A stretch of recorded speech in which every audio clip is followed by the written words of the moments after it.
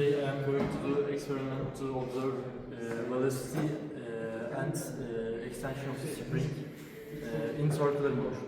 So I marked that science on notebook to see the length of the extension.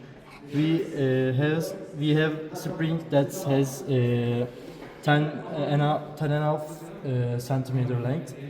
So when we rotate this system,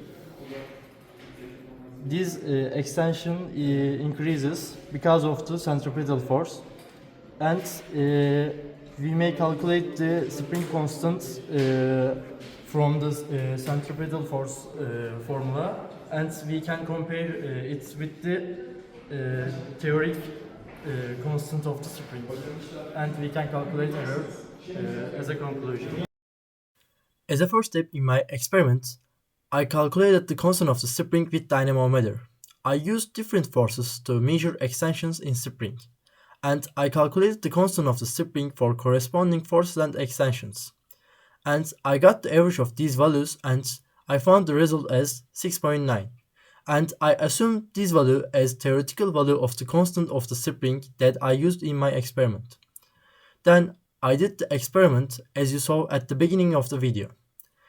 From experiments, I calculated constant of the spring in different angular velocities, and I calculated the error as 21%. This error occurred due to some frictional force exerted by the system, and another reason of this error is that we didn't have a system that rotates always at constant angular velocity. There was a little angular acceleration always.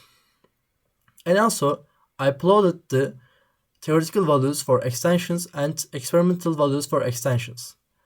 And I got the error percentage as 33.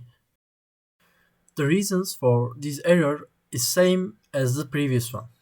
As a result, we conclude that angular velocity and extension in spring are proportional to each other in circular motion, and so the angular velocity and the centripetal force exerted by the spring are proportional to each other.